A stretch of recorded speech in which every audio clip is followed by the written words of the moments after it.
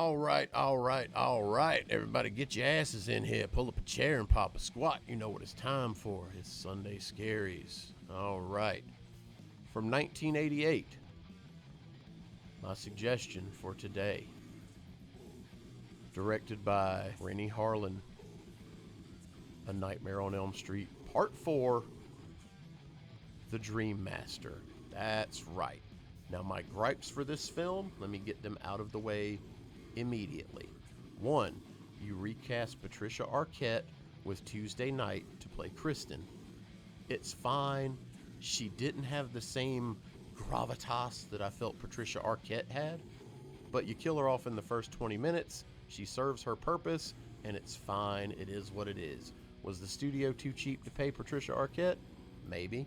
Did Patricia want to go do more serious roles and not be pigeonholed into playing Kristen in 4, 5, and 6? Probably so. That has a lot to do with it too. And was the studio just too cheap? More than likely. Now, my second gripe, you kill off Joey. Joey from Dream Warriors, the little pervert that's just trying to get his dicky sticky.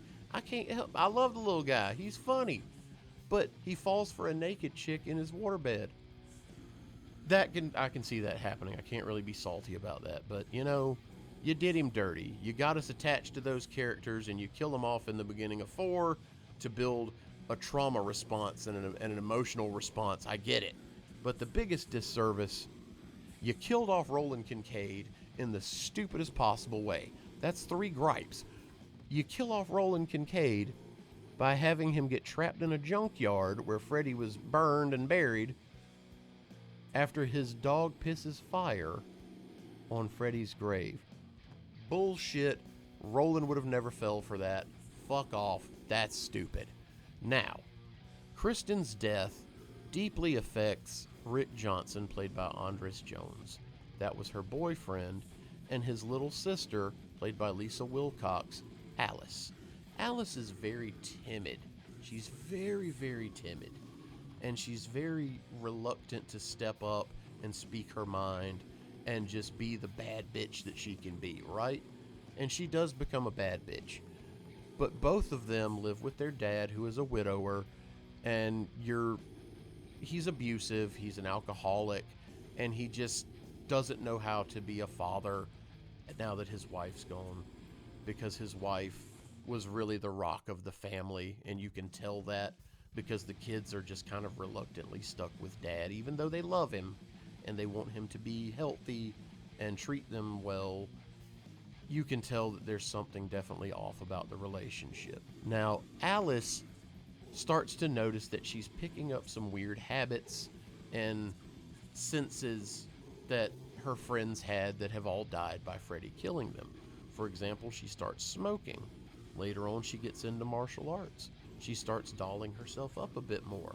She starts being more confident with her love interest, Dan Jordan, played by Danny Hassel. And at the beginning of the film, their relationship really doesn't feel authentic. It doesn't even feel like he cares about her.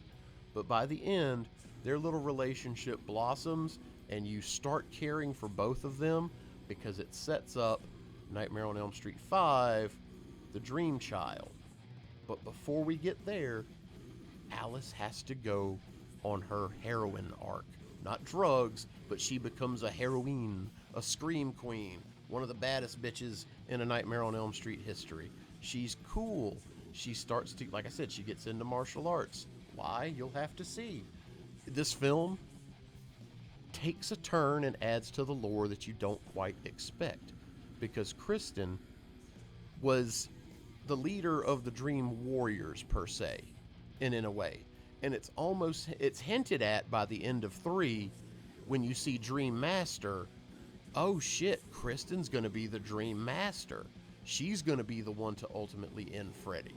But when they kill her off in the first 20 minutes, you're kind of scratching your head as to what the fuck is about to happen. Alice becomes the Dream Master.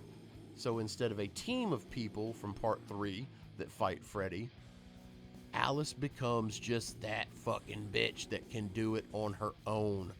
Not on her own, but with the abilities that she has gained from her fallen friends. And Freddy absolutely fears that. He knows that something is seriously wrong. He knows that he has to stop her before it's too late. There are some great kills in this film. Kristen being killed off by shark fin Freddy coming up on the beach and fucking her up and shoving her down in some quicksand. Hysterical. Joey with the hot naked chick in his waterbed. I could see that happening. Joey was kind of a horny little doofus, so no wonder he fell for a naked lady in his bed. But Roland, disservice. That sucked. Nurse Freddy was fucking hysterical. But one of the funniest scenes in this, and one of my favorites in this film, is when Rick has to do his white boy karate against an invisible Freddy. If you haven't seen this film, it's a great blend of horror, comedy, gore, slapstick, one-liners.